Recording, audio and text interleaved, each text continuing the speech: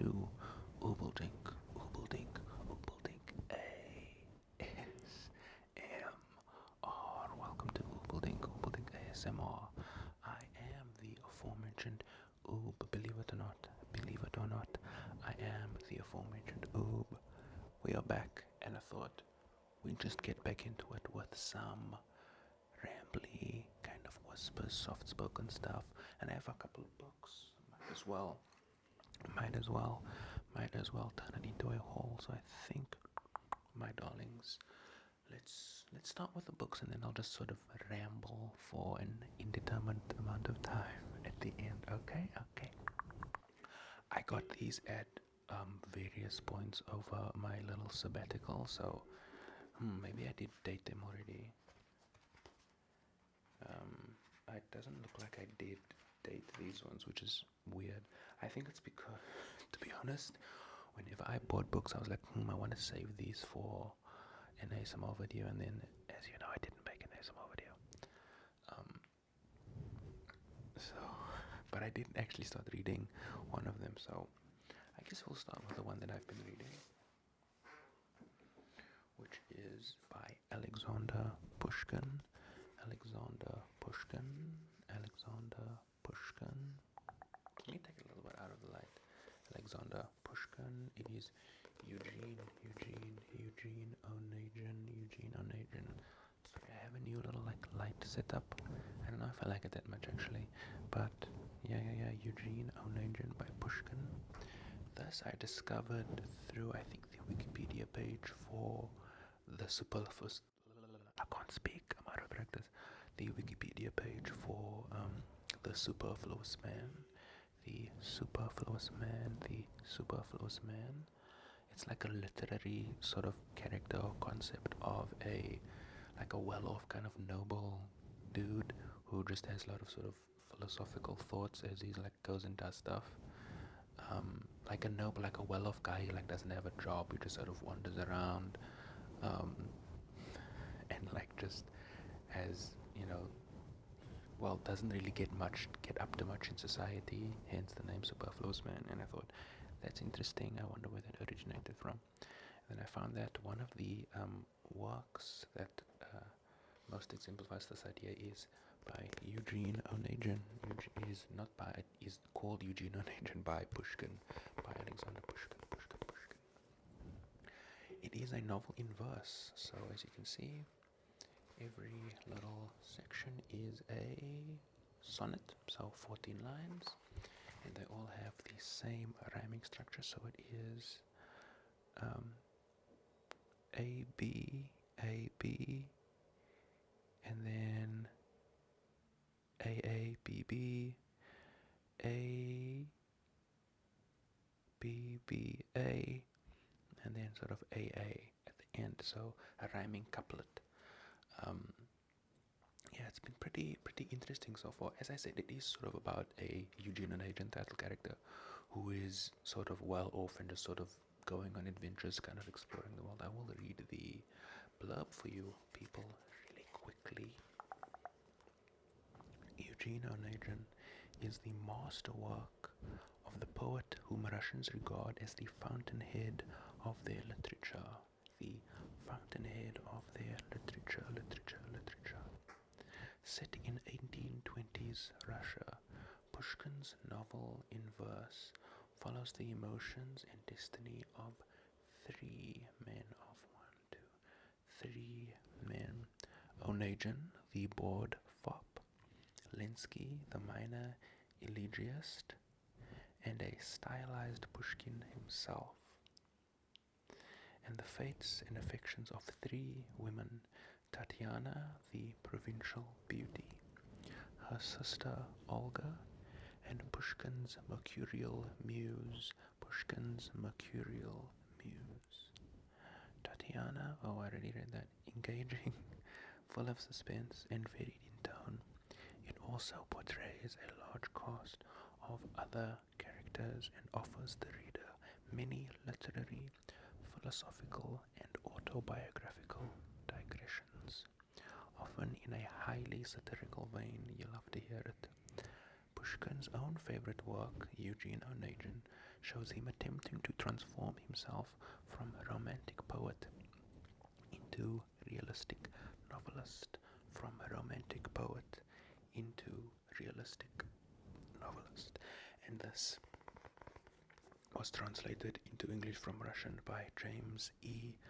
Fallon or Phelan, I don't know. One of the things I'm always, well, I wouldn't say worried, but I always think with these sort of foreign language texts that I'm reading in English, like how much the translation plays into it. You know, particularly with this being like a novel in verse that has a very strict structure, as I said, like with the AB, etc., etc., etc. So sometimes I think like when translating, it must be very difficult to maintain the rhyme scheme while also sort of being as like faithful to the original meaning. Because sometimes, you know, you might have a phrase in Russian that you can translate pretty well into English, but then that doesn't sort of work in the rhyme scheme. But from what I've read about this, and when I say from what I've read, I mean in the sort of, you know, after you buy something and then you look at reviews to sort of justify your purchase, that's what I'm talking about. So I looked up this specific translation, and it is generally regarded as being so pretty faithful to like the sort of the vibe of like the original by Pushkin, but that might just be, you know, my bias since I had already bought the thing at that point. But my bias meaning that I only sort of paid attention to the good reviews. But yeah, it is what it is. I've been enjoying it so far. It is very much sort of, I don't want to say standard, but very sort of 1800s like Russian stuff, which I tend to enjoy. It is kind of funny at parts. But yeah, I've been enjoying it. Next up, another thing that I got from the Wikipedia page for The Superfluous Man, we have Childe Harold's Pilgrimage, thus I have not started yet, by our guy, Lord Byron. I've been aware of Lord Byron for a very long time. There's actually a book that my grandparents used to own. It's in like my parents' back room where I stole or inherited a lot of my little collection. And there's just this really thick book that just says Byron on it in big text and just has a portrait of Byron on it. And for the longest time I thought, oh, there's a collection of Byron's works one day, like I'll take that and read it. And then I went to look at it, and it turns out it is a sort of biography of him and sort of a discussion on his works. They aren't like the original texts themselves. They are not the original texts themselves, and I couldn't find any, which was surprising. I would have expected to see some Byron in my grandparents' collection, but maybe it's just like lost. But yeah, so I thought, or I read about Childe Harold's Pilgrimage as another sort of superfluous man example, and I thought, hey, let's go for it, and I'll read you the blurb. Also, nice, I forgot to even mention, nice, tasteful covers on both of these. You know, nothing offensive. Very, I think this sort of matches the vibe I would imagine when I heard about, you know, after reading the blurb. And then this, you know, simple but nice. You got a, a nice little pattern over here. And the blurb is as follows: a disillusioned, focus on me. A disillusioned young man leaves his country behind to journey the world in search of beauty and excitement. Inspired by Byron's own experiences, Childe Harold's Pilgrimage is a narrative poem that not only defined the romantic hero in literature, but expressed the feelings of a generation raised in a time of political upheaval and widespread war.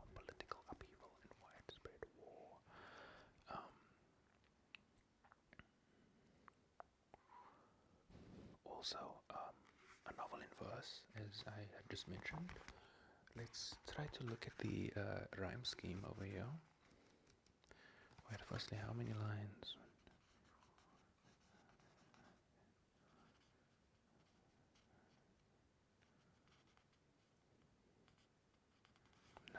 9 or 10? 1, 2, 3, 4, 5, 6, 7, 8, 9. It looks like it's 9. 9 lines, and the rhyme scheme seems to be A, B, A, B, B, C, A, C, C. Very interesting stuff. So, for example, let me just read one of these for you very quickly. Well, let's just read the first one, why not?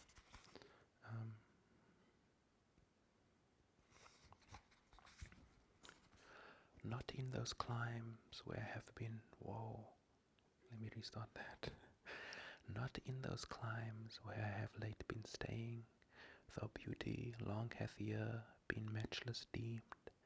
Not in those visions to the heart displaying forms which it sighs but to have only dreamed, hath aught like thee in truth or fancy seemed. Nor having thee shall I vainly seek to paint these charms which varied as they beamed. To such as see thee, not my words were weak. To those who gaze on thee, what language could they speak? This is gonna be I'm reading it a couple of times to understand what's actually going on, kind of vibe, if you know what I'm saying. But yeah, Canto the First. Yeah, I'm excited to get into this as well. And then finally we have Our Lady. Wonderful picture of her over here, Virginia Woolf. Pretty much any Virginia Woolf I see in a bookstore, I'm probably gonna buy it. And this is A Room of One's Own, which is a long essay that I've heard about a lot. I will read you. Also, this is a modern classic from Penguin. Great little series, always have nice artworks on the cover. And this is a painting of Virginia Woolf from 1912 by Vanessa Bell. And I will read you the blurb. A Room of One's Own grew out of a lecture that Virginia Woolf had been invited to give at Girton College, Cambridge in 1928. Ranging over Jane Austen and Charlotte Bronte, and why neither of them could have written War and Peace, over the silent fate of Shakespeare's gifted and imaginary sister, over the effects of poverty and chastity on female creativity, she gives us one of the greatest female polemics of the century. One of the greatest, I think I said female instead of feminist. She gives us one of the greatest feminist polemics of the century. One of the greatest feminist polemics of the century. I have not read this at all yet, but yeah, it's a tight 87 pages. So, no, 90? 93, so tight 93 pages. We always love Virginia Woolf in this household. But yeah, those are the books. Those are the little books. And now I'm just gonna ramble a bit, guys. What have I been doing the past couple of months? A lot of procrastinating. But some cool stuff. I've been cast in a musical. So I think I've mentioned in other videos that I go to drama classes, which I'm still doing, and the sort of academy that I've been going to for my drama classes, after work, are putting on a production of Shrek the musical. And I've never sang anything in my life. I was never in any choir in school or anything like that. So initially I was not going to audition, but then the sort of the founder of the academy, who is directing the musical, came up to me and said, "Ethan, you should just try out. Just go for it. It doesn't matter what happens. Just go for it." And then I was like, you know what, I'm gonna. And then I did. And I got the part of the big bad wolf, which is very exciting. I'm also the Pied Piper and a knight, but not the knight that you would think of. I'm actually so the dragon in the musical, in one of her like main musical numbers, she has knights that she's like kept imprisoned, or her backup singers, and I'm one of those. So yeah, it's very fun. Um, it's been, I think, about 5 or 6 weeks of rehearsal so far. It's been really fun, really like challenging, but in a way that is like really cool, like something I can really like bite my teeth into. Like I love sinking my teeth into stuff and like preparing.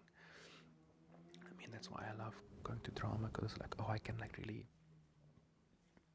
spend time like learning the stuff and really getting into it, which I love.